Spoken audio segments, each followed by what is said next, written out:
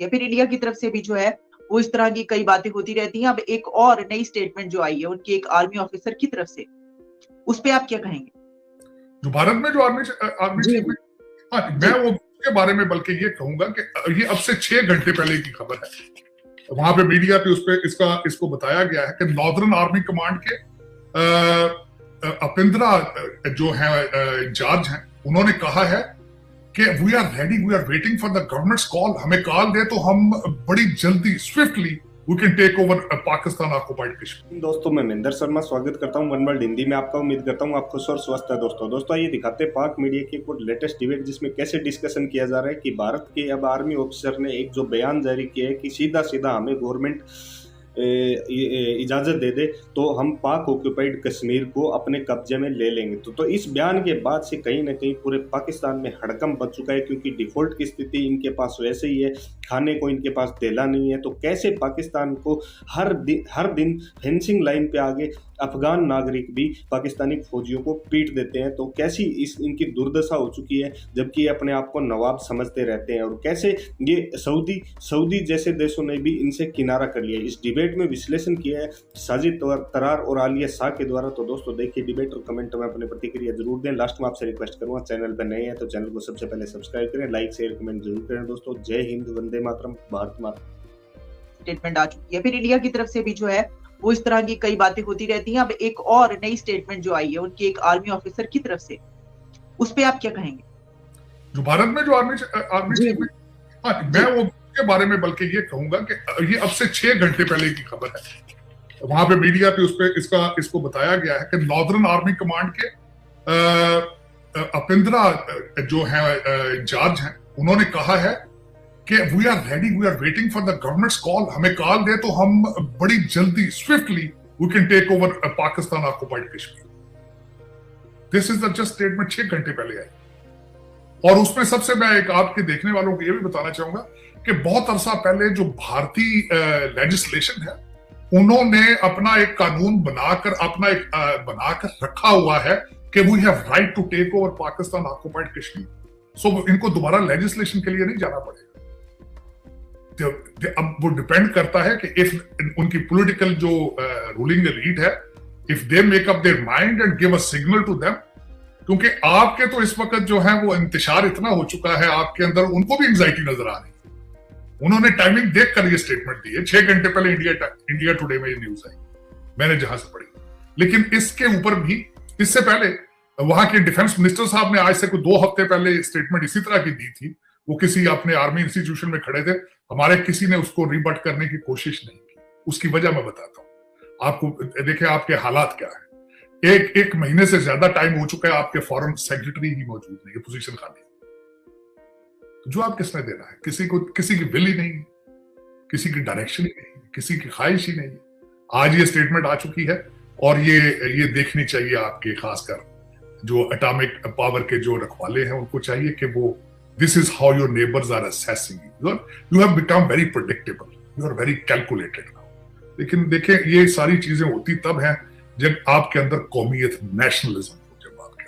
जब आपके बच्चे लंदन में बैठे हों, टोरंटो में बैठे हों, अमेरिका में बैठे हों, तो आपका ध्यान वहां और वहां की प्रॉपर्टीज में होता है। आपका ध्यान पाकिस्तान, ना आपके इशू पाकिस्तानी होते हैं, ना आपका क्योंकि आप देखें जरा किसी दिन, ये मैं बच्चों को देखने वाले आपके खासकर उनको कहूंगा सर्वे करें, आपके रिटायर्ड रूलिंग एलीट किधर जा रही है?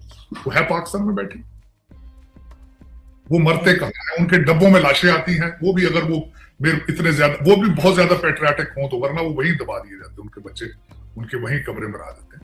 लेकिन दुख के साथ मैं ये कहूंगा कि जो आपकी मुकद्दरों के फैसले करने वाले हैं, वो रिटायरमेंट होने पर एक दिन भी रहना पसंद नहीं करते इस मुल्क में। जिन लीडरों के पीछे मौजम गोंदल शहीद हो गया है, जिसके बच्चे पर बिलखते रहे हैं अब्बू अब्बू, और उसके जनाजे में भी पीटीआई का कोई लीडर नहीं गया, ये इस तरह अबैंडन करके फौरन लंदन पहुंच जाते हैं। खान साहब के बच्चे आए थे, मेरे ख्याल 4 या 5 दिन वहां रुके हैं। इस जिहाद में, ये जो कहते हैं ये सियासत नहीं जिहाद है, अपने बच्चों को कहना था वो भी ये साले सवाब हासिल करते हैं। मौजम गोंदल को तो मरवा दिया आपने, तो आपके बच्चे नहीं थे? उनको नहीं चाहिए इस इतने बड़े फरीजे का वो भी हिस्सा बने, इस जिहाद का हिस्सा बने, वो भी तारीख का हिस्सा बने? ऐसे ही अच्छा साहिब साहब, ये जो बातें हमने देखी कि बड़ी अलार्मिंग न्यूज है। एक तरफ अफगानिस्तान की बात आपने की, फिर हमने ये देखा कि अब इंडिया की तरफ से जो बात की गई है, और हमारे जो मसाइल हैं वो तो वहीं पर हैं। तो इस सिचुएशन में आप क्या देख रहे हैं? क्योंकि सर अफगानिस्तान से तो हमारे ताल्लुकात मतलब ये कि बेहतर हो गए थे ना, यानी लग रहा था कि वो कुछ सिलसिला जो है, लेकिन फिर उसके बाद फिर वही सब कुछ शुरू हो गया। और अभी भी कुछ दिन पहले भी जो आप कह रहे हैं वहां पे हलाकतें तो हो ही रही हैं, लेकिन इसके साथ साथ जो बॉर्डर की जो सिचुएशन रहती है वहां पर, और खारदार तारे और वो सारी आप जानते हैं, तो उसके हवाले से क्या आप समझते हैं कि अफगानिस्तान पे एक मर्तबा फिर पाकिस्तान को दोबारा से जो है अपनी कोई स्ट्रेटेजी बनाना पड़ेगी? पाकिस्तान तो स्ट्रेटेजी बनाने की सलाहियत नहीं रखता ना, क्योंकि इंटरेस्ट ही नहीं है आपका। अब मैं बताना चाहता हूं कि उनके गुस्से की वजूहात क्या है। एक तो ये कि उनको, एक तो मैं आपने प्लेट में रख के जो अपना अफगानिस्तान है वो प्लेट में रख के भारत को दे दिया गया। आप उनपे पैसे बनाते रहे उनपे, और वो वहां पे प्रोजेक्ट करते रहे। उन्होंने बहुत ज्यादा प्रोजेक्ट किए उनकी वेलफेयर के लिए, उनकी तरबियत के लिए। अभी भी इन सर्कमस्टांसेस में उन्होंने गंदम भेजी है जो वाया पाकिस्तान गई, तो वहां पे वो गुडविल के लिए काम कर रहे हैं। आप उनको बेच रहे हैं दुनिया में, और वहां बच्चे बच्चे को बताएं। इस वक्त भी अफगानिस्तान की नुमाइंदगी कतर कर रहा है, पहले आप करते थे, और उन्होंने कई दफा कहा है कि हमारा नाम लेकर आप पैसे ना बनाएं। अब जो रीसेंट स्टेटमेंट उनकी आई, आर्मी जनरल जिसका अब्दुल बसीर में बात कर रहा हूं, अब्दुल बसीर शहजादी उसका नाम है, शहजाद उसका नाम। उन्होंने ट्वीट में कहा है, उन्होंने एक तो सबसे पहले मजाक उड़ाया है जो आप लफ्ज कायदे आजम मोहम्मद अली जिन्ना कहते हैं। उन्होंने कहा ये कायदे आजम का टाइटल तो सिर्फ हमारे प्रॉफिट के लिए होना चाहिए, देखिए कैसी कौम है, उसका नाम मोहम्मद अली जिन्ना है तो ये उसको कहते हैं कायदे आजम। और फिर उन्होंने दूसरी स्टेटमेंट दी है कि इस्लामाबाद के अंदर इस्लाम नाम की कोई चीज नहीं है, और उन्होंने कहा कि इन्होंने अगर हमारी सॉवरेनिटी की इन्होंने रिस्पेक्ट ना की तो हम इस्लामाबाद को अपना सेकंड कैपिटल बनाएंगे। We have so many bombers on our disposal, they will be blasting in every city and every intersection of Pakistan again. ये उन्होंने थ्रेट किया है वाया ट्वीट। अब आपका क्या हाल है? आपके अदारे जो है वो नहीं देख रहे हैं। अब अच्छा, दूसरा मैं बताना चाहता हूं उनको गुस्सा किस चीज का है। गुस्सा इस चीज का है कि पहले 2000 अफगानी पर डे के हिसाब से पाकिस्तान आते थे बॉर्डर क्रॉस करते। आपने उनका एप्लीकेशन प्रोसेस कॉम्प्लिकेट कर दिया जानबूझ के उसको रोकने के लिए। अब इस वक्त 500 अफगानी बॉर्डर क्रॉस करके आ रहे हैं, क्योंकि आपने ऑनलाइन उसकी एप्लीकेशन कर दी है, और उसमें से आप एप्लीकेशंस जो हैं वो रिजेक्ट भी करते हैं। और उसके बाद मैं ये बताना चाहूंगा कि तोरखम और चमन का बॉर्डर, इतना ज्यादा करप्शन है वहां पे कि आप सोच नहीं सकते। वहां पे मैं बताना चाहता हूं आपकी कौन कौन सी एजेंसियां बैठी हैं। FIA वहां बैठा है, FC है, NLC है, कस्टम्स है, IB है, ISI है, आपके प्रोविंशियल पुलिस है वहां पे, और उस पे करप्ट, ये सारे वहां पे इतना पैसा बनाते हैं कि आप सोच नहीं सकते। तंग कर लिया है करप्शन की वजह से उन्होंने, और वो बेजार है। नफरतें पहले ही हैं, लेकिन उससे मजीद एग्रेशन है उनके अंदर कि आप सिर्फ करप्शन में मास्टर हैं। तो इसमें अगर देखा जाए तो आप ये देखें कि आपने पैसे बनाए। दर हकीकत आपने मदद का तो एक पॉलिटिकल लफ्ज है ना जी, हमारे अफगान भाई थे, वो यहाँ पे मुहाजिरीन आए, वो आपकी मर्जी से नहीं आए, वो तो बॉर्डर क्रॉस के क्लाशों को फिर लेकर अंदर आ जाते हैं, आप डरते हैं, वैसे ही उनको हाथ नहीं लगाते, और ना वो अपनी मर्जी से जाएंगे। आप कोशिश भी कर लें, आपने कोशिशें कई दफा की उनको वापस भेजने की, वो वापस अब नहीं जाते। तो एक तो आपके वो अंदर घुस कर बैठे हैं अफगानी, वो जिस तरह जब उनका दिल चाहता है जो मर्जी कर लेते हैं। आप ब्लैकमेल हो जाते हैं।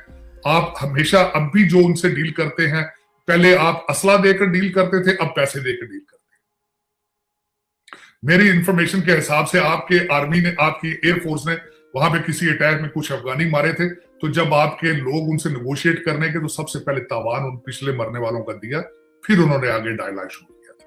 ये आपके हालात है उनके साथ। लेकिन आपका क्या ख्याल है कि ये जो लोग आपके यहाँ पे जो हमारे वजीर आजम हाउस की जो रिकॉर्डिंग लीक करते थे, चीजें आपके जो जोकर भाईजान जो बने हुए थे, आपका क्या ख्याल है? उनको अफगानिस्तान से कोई कॉल नहीं, उनको पता चला वहां पे क्या हो रहा है? सब पता है, लेकिन करना कुछ नहीं चाहते ना। दर हकीकत आपको हर चीज का पता, आपको हर फ्रॉड का पता है, हर 2 नंबरी का पता है, लेकिन ये कि आपकी किसी चीज के अंदर भी पाकिस्तान नेशनल इंटरेस्ट मौजूद नहीं है, और यही आपकी ट्रेजेडी है। भारत के साथ तो आपके रिलेशनशिप है, उसमें भी नेशनलिज्म नहीं है। अफगानिस्तान के साथ भी जो कुछ है उसमें भी नेशनल इंटरेस्ट नहीं है। डॉलर बेस्ड पॉलिसीज हैं, मनी बेस्ड पॉलिसीज हैं कि लंदन में बच्चों को किस तरह पैसे भेज रहे हैं, that's the only objective. Sir वो जो आपने कहा भारत के साथ भी आपके जो वो तो भारत के प्राइम मिनिस्टर की तारीफें करते नहीं थकते, कभी कोई कर रहा होता है तारीफ, कभी इमरान खान, आपको पता ही कितनी तारीफ करते हैं। तारीफ कर, लेकिन कल उन्होंने तो एक बड़ी बेतुकी स्टेटमेंट दी है, मैं उसको कंडेम करूंगा। कल खान साहब ने फरमाया है जब तक मोदी पावर में है हम उनसे बातचीत नहीं कर सकते। एक ऑक्सफोर्ड ग्रेजुएट, एक 3.5 साल का प्राइम मिनिस्टर रहा है, उसको ये जेब देता है ये कहे मोदी साहब 10 साल अगर पावर में रहे तो आप पाकिस्तान ताले लगा देंगे आप? अगर वो हिंदू हैं, हिंदुस्तान के लिए वो अच्छे हैं, तो आप अगर पाकिस्तान के लिए अच्छे नहीं बन सके तो मोदी का क्या कसूर है इसमें? तो ये देखें ये स्टेटमेंट कि मैं मोदी जब तक बैठे हैं बात नहीं करेंगे। क्यों भाई? ये उसी तरह है ना जिस तरह अमेरिका के लिए दी थी कि बाइडेन से बात नहीं करेंगे, फिर वहां $25,000 महीने का देके अब मिन्नतें कर रहे हैं, माफिया मांग रहे हैं उससे। देखिए ना, यही तो इशू है पाकिस्तान के, यही तो इशू है कि जब आप अपने दिमाग के दरवाजे बंद कर दें, सोचना बंद कर दें, और लोगों, और दूसरा ये कि बड़ी मुश्किल से जियाउल हक ने जो हमें आपने जिहाद मुजाहिदीन तैयार किए थे, आपने 20-25 साल बाद अगर वो न्यूट्रलाइज कुछ हुआ था, खान साहब ने फिर उसके ऊपर जो नई तय लगाई है, नया तड़का लगाया है। अब आगे पता नहीं इस इशू में से हमें कौन निकाले। इस वक्त जो मेकियावेली साहब, न्याजी साहब है, उन्होंने रिजवी साहब का मैंडेट भी हाईजैक कर लिया।